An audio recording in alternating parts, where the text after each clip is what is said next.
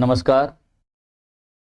Pandey classes के channel पे आपका स्वागत है। मैं Jaishankar Mishra, expert English literature language, आपके सामने प्रस्तुत हूँ।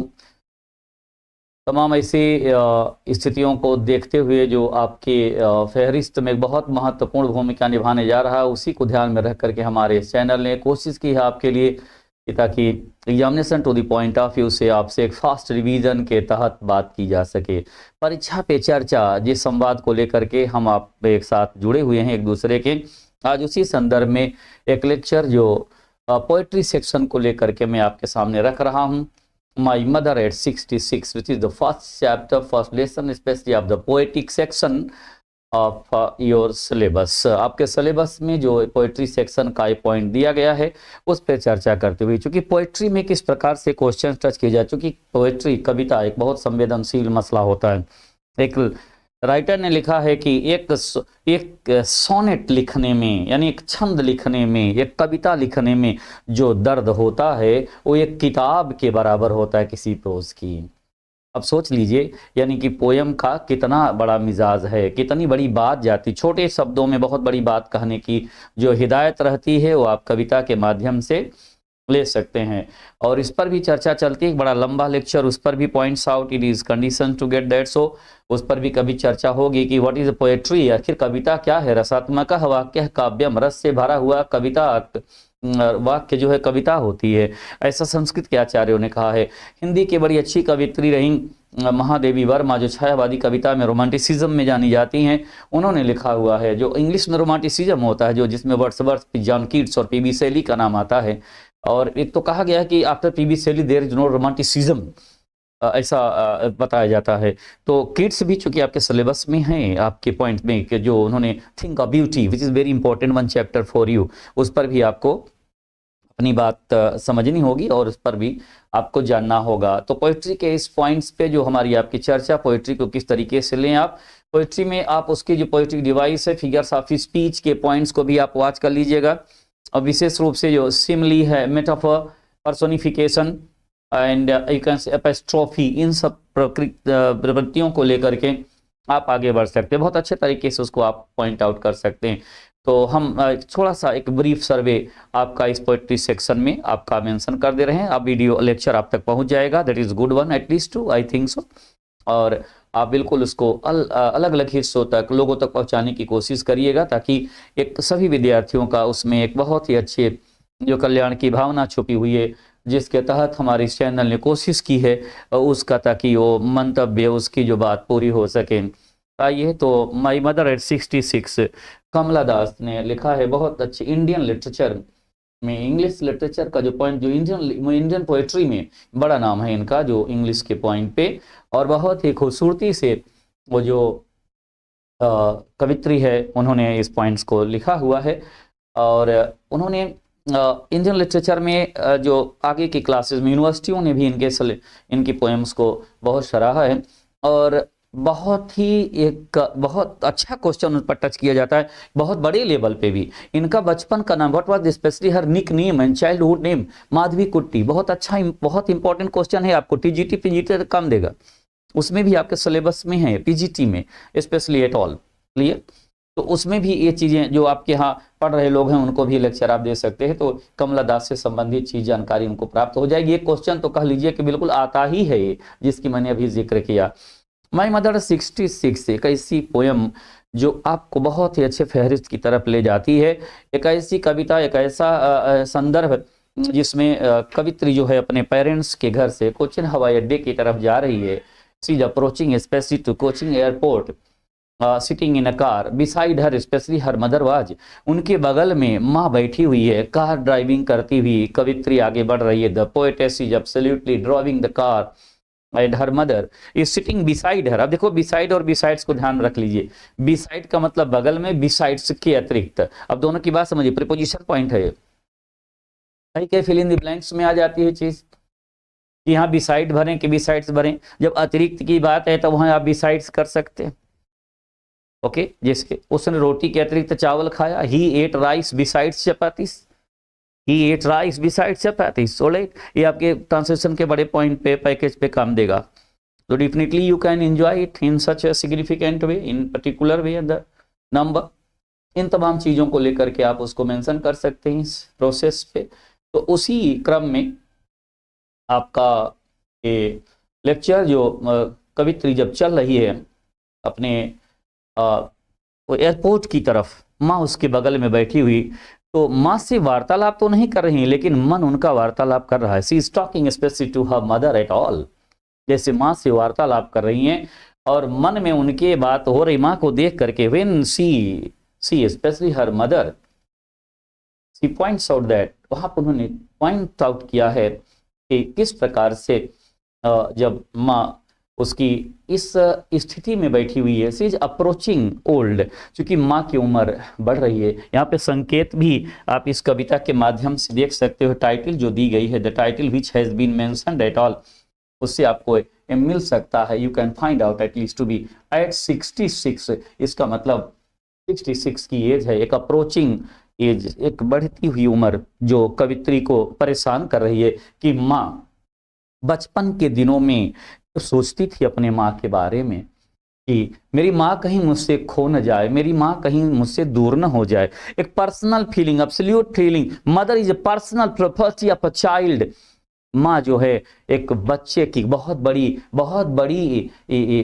ईश्वर की बहुत बड़ी इबादत उसके लिए है कि चूंकि शेक्सपियर जैसे ड्रामेटिस्ट ने लिखा है कि god can't present everywhere, that's why he made mothers, ईश्वर हर जगह उपस्थित नहीं हो सकता, इसलिए उसने माँ बनाया है। क्लियर? तो इस तरीके से आप देख सकते हैं और कितने अच्छे तरीके से पोएटिस ने वो लाइनें को मेंशन किया हुआ है। Very sharply you can find out at least to be driving from my parents' home to coaching. Last Friday morning, I saw my mother beside me, doge open-mouthed, her face a scene like that of corpse, and realized with pain that she was as old as she looked, but soon put that thought away.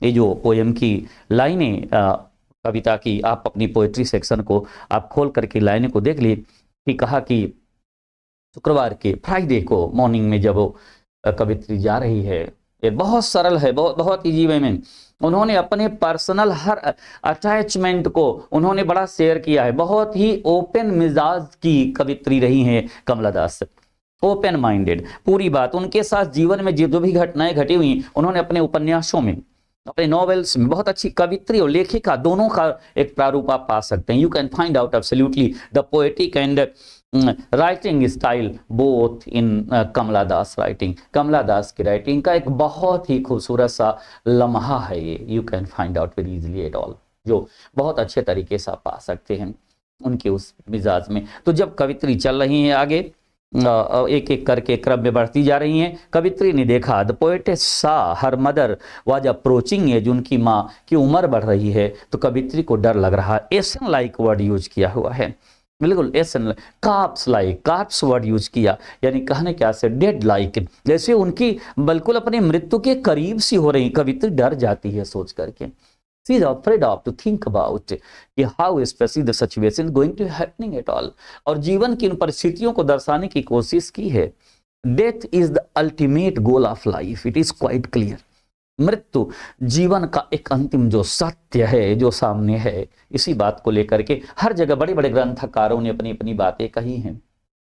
यहाँ भी ये इस चीज को आप देख रहे हो, जीवन के तमाम धारणाओं को कवित्री एक एक चीज को पोएटिस अपनी माँ को फील कर रही है। This is the personal feeling, central idea important में हो सकते, भले फर्स्ट चैप्टर है, this is the first chapter specially of the poetic style, but no doubt specially this में भी जैसे 3 पोएम रहेंगी, एक central idea will be asked specially in the UP board section, और जो सीबीएसई के स्टूडेंट्स होंगे उनके लिए वो चूंकि स्टैंजा, ये तो सीबीएसई यूपी बोर्ड दोनों के पॉइंट पे है कि स्टैंजा बेस्ड क्वेश्चन सीबीएसई में भी है और बोर्ड में भी आपके है, तो definitely specially you can find out very easily at all. Clear?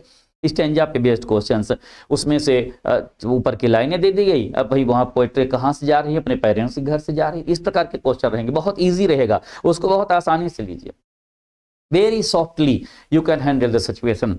इस सिचुएशन को आप बहुत ही अच्छे तरीके से हैंडल कर सकते हो, without any hindrance, without any obstacle, without any difficulty, at least in तमाम बिंदुओं को आप बड़े अच्छे तरीके से अप्रोच कर सकते हो। क्लियर? तो फिर आगे कवित्री जब चल बढ़ती है उस क्रम में, तो उसने देखा कुछ बच्चे अपना मन थोड़ा सा अच्छा करने के लिए she was upset absolutely to think about her mother, माँ की उस एज को सोच करके दुखी है। शी सेड स्पेशली कि how the age is approaching and my mother's open mouth, मेरी माँ के जो मुंह उस समय खुला हुआ जो उसका देख रही है, तो देख रही है कि मेरी माँ जो है वो मिजाज में नहीं लग रही। देर इज नो यूथनेस, ओ लालिमा, ओ लालित्य, ओ सौंदर्य, beauty, glamorous qualities not being seen absolutely there in the absolutely face of the mother. माँ के चेहरे पर वो लालित्य नहीं दिख रहा है, वो ग्लैमर नहीं दिख रहा है, वो स्प्लेंडर नहीं दिख रहा है। That's why the poetess is very shocked. वो सोच रही है कि मेरे माँ के उस चेहरे पे वो ब्यूटी कैसे आ पाएगी, एक चीज सोच करके उस सैड है। फिर वो बाहर के एरिया को देख रही है। She is watching absolutely the outside area where the children open on self, बच्चे अपने आप को खुला छोड़े हुए हैं, बिल्कुल खेल रहे हैं। Playing in the fields, playing in the open area, और बगीचों को देख रही है, पेड़ों को देख रही है, न्यू प्लांट्स एब्सोल्युटली। बड़ा अच्छा लग रहा है उसे, थोड़ा सा मूड बदलने के लिए, अपना मन बदलने के लिए। फिर तब तक एयरपोर्ट पे जब पहुंचती है पोएट, शार्टर पोएम, छोटी सी कविता, और लेकिन बहुत बड़े भाव लेकर के, यानी देखिए बड़ी कोशिश की है सिलेक्टर्स ने, चयनकर्ताओं ने जो पोएम को यहाँ सिलेक्ट किया आपके लिए, ताकि आप पर्सनल अप्रोच को, माँ आपकी धरोहर है, किस प्रकार की, कितने आपकी सारे दर्द, सारी पीड़ा वो सह लेती है, ओके, और आपके कई गुनाहों को छुपाए, इसीलिए उसे ईश्वर का दर्जा दिया गया है। क्लियर? भगवान सारे गुनाहों को छुपा करके लोगों को जैसे हालात में है उसी में एक्सेप्ट करता है। उसी प्रकार से माँ भी अपने बच्चे को चाहे जिस हालात में है उसी में उसको एक्सेप्ट करती है। There is no substitute of mother, absolutely you can find out in the world। माँ का क्या विकल्प हो सकता है? ओके, सभी जल देते हैं, पानी देते हैं अगर पिलाने की बात होगी, लेकिन माँ के हाथों का जो जल का एहसास होता है, पानी का एहसास होता है, वो किसी के हाथ से दिए हुए पानी का एहसास नहीं हो सकता। Okay, can't be substitute of the mother at all. इसलिए प्लीज मेरी बात समझने की कोशिश करिए, ये बात केवल कविता तक ही नहीं जाती, आपकी जिंदगी तक जाती है। ओके, मैं तो कहूंगा कि अगर आप अपने माँ को अगर प्रसन्न रख रहे हैं, तो मुझे लग रहा है कि ईश्वर से अगर बात करनी है, माँ का संवाद ही आपसे ईश्वर से बात करा देगा। Okay, it is the quite clear, I think so. तो चलिए मैं आगे इस क्रम को बढ़ाते हुए, तो जब से वहां पर कवित्री एयरपोर्ट पे पहुंच जाती है, माँ कुछ दूर पे खड़ी है, सी देयर एब्सोल्युटली समवेयर एल्स। वहीं पे सिक्योरिटी चेक वगैरह होने के बाद जो एयरपोर्ट पे माँ को देख करके उसने कहा, कवित्री ने, चूंकि देख रही है कि माँ दूर खड़ी हुई है, लेकिन मुस्कराई। सी एक स्माइल्ड, कौन? पोएटेस कमला दास मुस्कुराते हुए कहती हैं, सी यू सून अम्मा, अम्मा मैं आपसे जल्दी मिलूंगी। ओके, लेकिन सोचिए इतना मन में अपनी बात उन्होंने अपनी माँ के लिए रखा है, इतनी चीजें रखी हुई हैं, इसलिए चैप्टर को रखा गया। आप और भी चैप्टर पढ़े होंगे बहुत अच्छे तरीके से, लेकिन बड़ी अच्छी फीलिंग जो इसमें कमला दास ने ओपन तौर पे दिया है, तो इसे कमला दास को आप पढ़ेंगे, इनकी और चीजें, बहुत ही ओपन मिजाज की लेखिका, कवित्री रही, पोएटेस रही, ऑथरेस रही हैं, और जिन्होंने बहुत ही बारीकी से एक एक चीज को जीवन के महसूस किया है, और जो उन्होंने महसूस किया है अब शब्द चित्र में उतार दिया है, अपने शब्दों के माध्यम से उसको उतारने की कोशिश की है, definitely at all.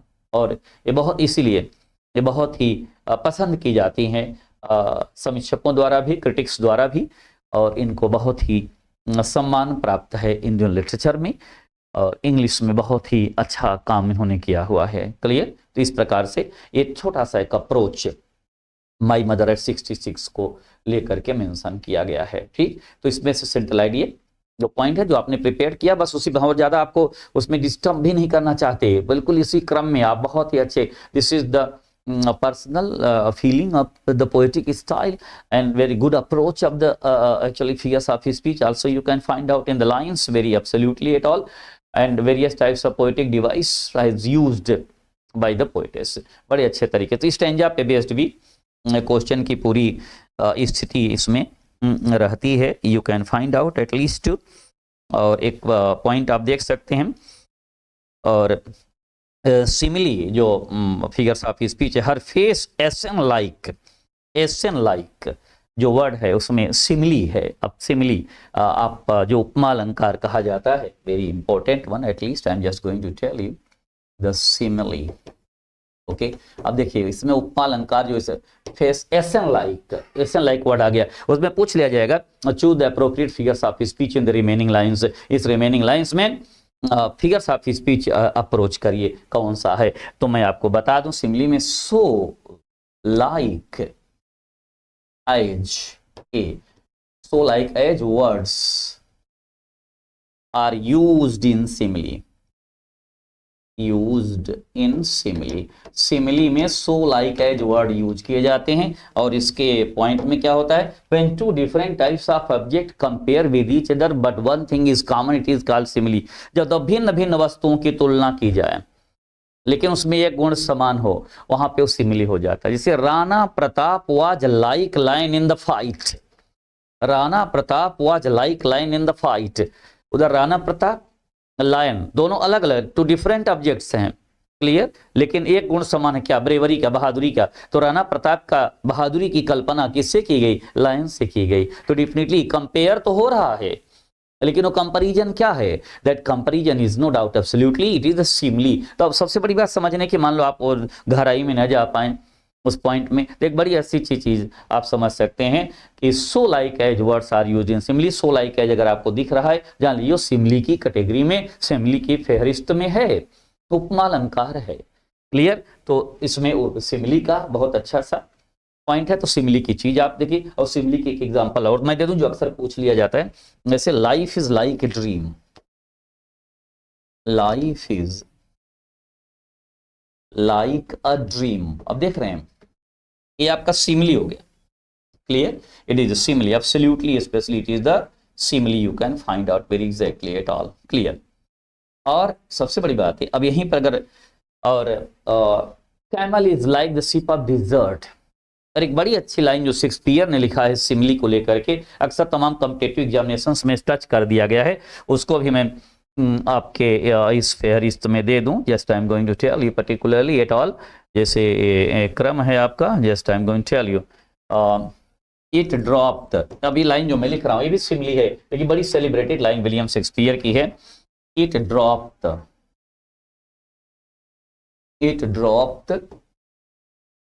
as the gentle rain from heaven. It dropped at the gentle rain from heaven. It dropped at the gentle rain from heaven. अब देखिए, यानी आकाश से वर्षा की बूंदों की तरह गिरती है। ये लाइन कहां से है, ये line the Merchant of Venice से है। द मर्चेंट, देखिए अब उसी क्रम में आप समझते जा रहे हैं कई चीजें। द मर्चेंट ऑफ वेनिस, ये विलियम शेक्सपियर का प्ले है, ड्रामा है, और उसमें से लिया गया। एक्ट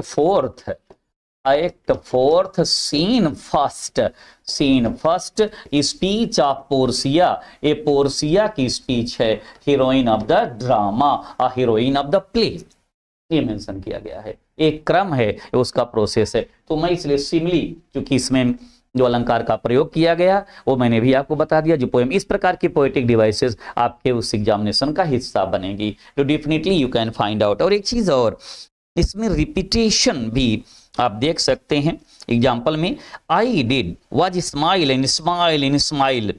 अब देखिए ये रिपीटेशन है, स्माइल स्माइल स्माइल, वर्ड्स का बार बार रिपीटेशन हो रहा है। तो वहां पे आप रिपीटेशन पोएटिक डिवाइस के रूप में भी एक लाइन, ये भी आपको बहुत अच्छे तरीके से मेंशन हो गया, very softly you can find out very exactly. और इसके बाद में पर्सोनिफिकेशन आप देख सकते हैं, okay, young trees sprinting, young trees sprinting जो वर्ड आया हुआ है, उसमें जो पौधे, पेड़ वगैरह, जो यंग ट्रीज, जो स्प्राइंटिंग वर्ड आया, यानी देखिए पर्सोनिफिकेशन में क्या है, okay, just I am going to tell you particularly. देखिए इस क्रम को निर्जीव वस्तु को सजीव के रूप में प्रस्तुत कर देते हैं। हम lifeless objects points out as having life. Yes, वहां पे उसके और एग्जांपल देंगे, लेकिन यहाँ पे ये चीज मेंशन कर दी गई, that's why I am going to tell you particularly. तो वहां पे आई स्माइल, इन स्माइल जो वर्ड आया हुआ है वहां पे वो पर्सोनिफिकेशन है। पर्सोनिफिकेशन मानवीकरण अलंकार है, यानी जिस पोएम को आप पढ़ रहे हैं उसमें क्या क्या चीजें पूछी जा रही, क्या क्या चीजें उसकी फेहरिस्त में, क्या क्या चीजें उसकी महत्वपूर्ण बिंदुओं पे हैं, ये बहुत समझने की बात है। ओके, अब जैसे मान लीजिए इसे पर्सोनिफिकेशन में क्या है, lifeless objects and ideas pointing it out as having life. Okay, जब निर्जीव वस्तु को या विचार को, थॉट को ओके मानव की तरह प्रस्तुत, सीधे मानव बना दिया जाता है, तो वहां पे मानवीकरण अलंकार हो जाता है, यानी पर्सोनिफिकेशन हो जाता है। ऐसे एग्जांपल में है opportunity, opportunity knocks at the door, at the door, at the door but once. Okay, अवसर दरवाजे पर एक बार दस्तक देती है। अब यहां देखिए जो अपॉर्चुनिटी है, yes, Knox at the door, opportunity को क्या बना दिया गया, मानव बना दिया गया। अपॉर्चुनिटी नॉक्स एट डोर, अब पूछ लिया जाएगा choose the appropriate figures of speech in the remaining line, और बड़ी सेलिब्रेटेड लाइन्स है, हर जगह पूछा गया। जहां कंपटीशन का दौर आता है वहां पे लाइन बहुत ही काम करती है, इसको बिल्कुल प्रिपेयर रहिएगा। ये अब सोचिए C TET, TET, super TET, उन सब में पूछे गया पॉइंट आउट, और इसके बाद में TGT and PGT, every variable specificity, जो आपके इस बोर्ड के एग्जामिनेशन से लेकर के आपके कंपटीशन तक की एरिया कवर कर रहा है। It is concerning specially the board examination and competitive examination, both are pointing it out here in such significant and tremendous way. इस क्रम को लेकर के है, तो बहुत ही अच्छे तरीके से आप इस पॉइंट्स को ले रहे हैं। तो opportunity knocks at door but once, opportunity को यहाँ अवसर दरवाजे पर दस्तक देती है, यानी अवसर को क्या बना दिया गया, जैसे कोई दस्तक दे रहा है तो क्या होगा, मानव जैसे दस्तक देगा, नॉक करेगा दरवाजे पर, कोई लिविंग बीइंग, कोई जीवंत प्राणी, तो इसी स्थिति में यहाँ अपॉर्चुनिटी को मानव बना दिया गया। और फिर इसके बाद में अथॉरिटी, एक एग्जाम्पल और देख लें इसका, example number 2, authority forgets A dying king, a dying king, सत्ता मृत राजे को भुला देती है, मृत राजा को भुला देती, यानी सत्ता में, जो पावर में आप हैं तभी आपकी सारी चीजें हैं, लेकिन इसके बाद जो पावर में आप नहीं हैं तो जो पावर में है उसकी इंपॉर्टेंस बढ़ जाती है। इसलिए अथॉरिटी मतलब सत्ता या पावर या थ्रोन, सिंहासन, क्लियर, सत्ता मृत राजा, अगर राजा की डेथ हो गई तो जो वर्तमान में जो आएगा व्यक्ति उसका जय जयकार होने लग जाएगी। ये प्रक्रिया है, ब्रह्मांड की व्यवस्था है। यस, तो इसलिए यहाँ पे अथॉरिटी को यहाँ पे यू कैन फाइंड आउट, ये मानवीकरण कर दिया गया। तो हाँ, इस्माइल इस्माइल इस्माइल जो वर्ड दे दिया गया वो क्या हो गया, वो तो रिपीटेशन में है। और इसके बाद में आई एम जस्ट गोइंग, पर्सोनिफिकेशन में बताया गया यंग ट्रीज स्प्राइंटिंग, ये जो लाइन आपको दी गई है ये आपकी पोएम में, जो इस जो पोएम आपने पढ़ा है अभी, यंग ट्रीज स्प्राइंटिंग एट ऑल, ये आपका मानवीकरण में पर्सोनिफिकेशन की कैटेगरी में है, उसकी फेहरिस्त में है, जिसका जिक्र मैंने अभी आपसे किया। आई pointed out very softly at all. और भी इसके बाद में इस चूंकि the entire poem is compose in a single sentence punctuated only by commas which indicates that a single thought runs from the beginning to the end. Okay, शुरू से लेकर मेटाफर भी आप देख सकते हो। Okay, merry children spilling out of their homes भी आप मेंशन कर सकते हो। तो अब मेटाफर, उस पर भी जिक्र। मेटाफर देखो सबसे बड़ी बातें हैं, मेटाफर के लिए बड़ी अच्छी लाइन दी गई। देखो सिमिली और मेटाफर में बहुत थोड़ा सा डिफरेंस है, यस, लेकिन सिमिली मेटाफर ही है। ओके, एक बड़ी अच्छी लाइन है, it is an implied simile, एक second, it is an implied simile, okay, it is an implied simile, यह एक प्रकार की छुपी हुई उपमा है, इसको कहते हैं मेटाफर। मेटाफर मेटाफर क्या है? एक प्रकार की छुपी हुई उपमा है। कई जगहों पे पूछा गया, it is an implied simile, choose the appropriate figures of speech. इसमें कौन सा फिगर्स ऑफ स्पीच है? तो क्या लगा देंगे? ठीक, मेटाफर। तो मेटाफर यानी सोच लिए, रिपीटेशन, मेटाफर, पर्सोनिफिकेशन, सिमिली, तो आप बिल्कुल दिख रहा है इस पोएम में। तो बहुत अच्छे तरीके से मैंने आपको ये मेंशन कर दिया। और इसके बाद में जैसे ही पोएम को लेकर चलूंगा, उसमें जो फिगर्स ऑफ स्पीच की प्रिपरेशंस होगी वो भी आपके इस दरमियान हम देते चले जाएंगे। आज के लेक्चर को यहीं तक रखते हैं, ठीक है। मैं पूरा प्रयास कर रहा हूँ कि आप तक ये चीजें मैं पहुंच सकूं इस माध्यम से, और ये आपके लिए बहुत ही एक रामबाण की तरह। अब एक क्वेश्चन और तैयार हो गया आपका, cure of all disease, one of substitution का पेनासिया, रामबाण। ओके, तो इस समय आप इस अंदाज में इसको लेने की कोशिश करें। मुझे पूरी उम्मीद है कि आप बहुत अच्छे तरीके से पॉइंट्स आप लिख रहे हैं। एग्जाम को बहुत ही ईजी वे में एक संवाद के रूप में लीजिए। हम फिर संवाद के लिए लेक्चर में उपस्थित होंगे आपके लिए। Thank you very much, thank you.